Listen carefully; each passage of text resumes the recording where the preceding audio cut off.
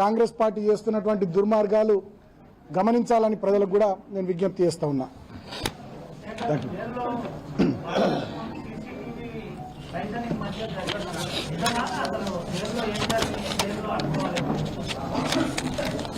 అంటే నేను ఉండేటటువంటి ఆ బ్యారెక్లో సీసీటీవీ ఫుటేజ్ పెట్టి నాదంతా రెగ్యులర్గా మానిటర్ చేసిర్రు. సరిగా వాళ్ళకి పైకెళ్ళి ఆఫీసర్స్ ప్రెషరు రిస్ట్రిక్ట్ చేసిర్రు. బాగా చెప్పిన గొంతు పోయినా ఇప్పటికి గొంతు ఇంకా కోలుకోలే. గొంతు పోయినా 1-2 days కొంచెం లైట్గా ఫీవర్ వచ్చినా రకరకాలుగా ఏమున్నా దోమలు బాగున్నా పెద్ద ఏం సహకరించాలి, ఇబ్బందులు పెట్టిరు. ఇక అందుకనే కదా వివేక్ ఐ లవ్ యూ చెప్పిన, చాలా ఇబ్బందులు పెట్టినామని.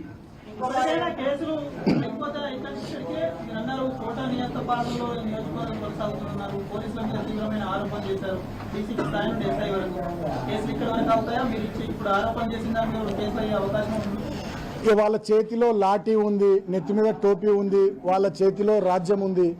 ఇంకా ఎన్ని కేసులు పెడతారో, ఇంకెన్నిసార్లు మమ్మల్ని అరెస్ట్ చేసి జైళ్ళకి పంపిస్తారో, లాస్ట్కు వివేక్ ఏదో రోజు కోపం సాయంత్రం చంపేపిస్తాడో కూడా తెలియదు, ఏం చేస్తారో తెలియదు. వాళ్ళు అంత జిద్దుగా ఉన్నారు, దీన్ని ఎంత దూరం తీసుకుపోతారో తెలియదు.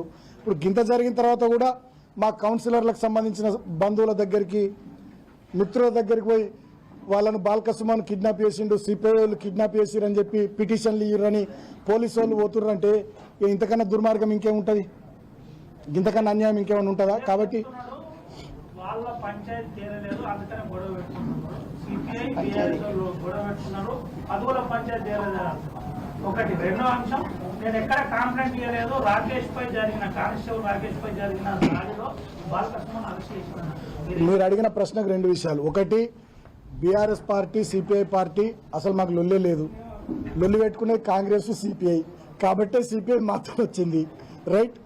మేము చైర్మన్, వాళ్ళు వైస్ చైర్మన్, పదవుల పంపకం కూడా క్లియర్. 4 కోఆప్షన్స్లో మాకు 3, వాళ్ళకు 1, అది కూడా క్లియర్. సో మీ ఫస్ట్ క్వశ్చన్కి ఆన్సర్ అయిపోయింది. ఇక రెండో క్వశ్చన్, ఆయన ఏమన్నాడు, నేనేం కంప్లైంట్ ఇవ్వలేదు అన్నాడు. 17వ తేదీ నాడు సాయంత్రం చెన్నూరు ఎమ్మెల్యే క్యాంప్ ఆఫీస్లో మంత్రి వివేక్ గారు పెట్టిన ప్రెస్ మీట్ బయటకు తీయండి. మీరు బాల్కసుమన్ మీద ఇమీడియట్గా హత్యాయత్నం కేసు పెట్టాలని చెప్పి ఆర్డర్స్ పాస్ చేసిండు మంత్రి గారు. అది నోరా మరి ఏంది మీరే చెప్పాలి. ఆయననే 17వ తేదీ సాయంత్రం ఎమ్మెల్యే క్యాంప్ ఆఫీస్లో బాల్కసుమన్ మీద హత్యాయత్నం కేసు పెట్టాలని చెప్పిండు. మళ్ళీ ఇప్పుడు రాష్ట్రమంతా ఆయన చీతు అని తిట్టేసరికి నేను అనలే అంటున్నాడు. అదేదో సినిమాలో జోక్ ఉంటుంది కదా, వీడు దొంగతనం చేస్తాడు కానీ దొరికిపోవడం వీడికి అలవాటు అన్నట్టు వివేక్ గారు అంటాడు, మళ్ళీ నేను అనలేదని తప్పించుకుంటాడు. ఆయననే కదా 17వ తారీఖు నాడు అన్నది, మళ్ళీ ఇప్పుడు ఆయననే నేను అనలేదంటే ఎట్లా?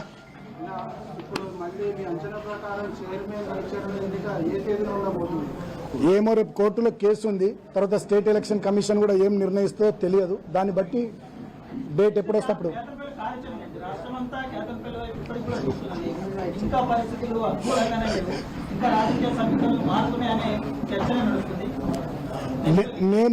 నేను ఒక్కటి మాత్రం బలంగా చెప్తా, ఏ రోజు ఎన్నిక జరిగినా చైర్మన్గా బీఆర్ఎస్ పార్టీ, వైస్ చైర్మన్గా సిపిఐ పార్టీ గెలుస్తుంది. మా 14 మంది కౌన్సిలర్లు, 10 మంది బీఆర్ఎస్, 4 సిపిఐ ఇంటాక్ట్ ఉన్నారు, ఫుల్ క్లారిటీతో ఉన్నారు, చాలా క్లియర్గా ఉన్నారు. ఏ రోజు ఎన్నిక పెట్టినా 14 చేతులు మాకు అనుకూలంగా లేస్తాయి. బీఆర్ఎస్ పార్టీ వాళ్ళు చైర్మన్ అవుతారు, సిపిఐ పార్టీ వాళ్ళు వైస్ చైర్మన్ అవుతారు. రైట్. Thank you. జై తెలంగాణ.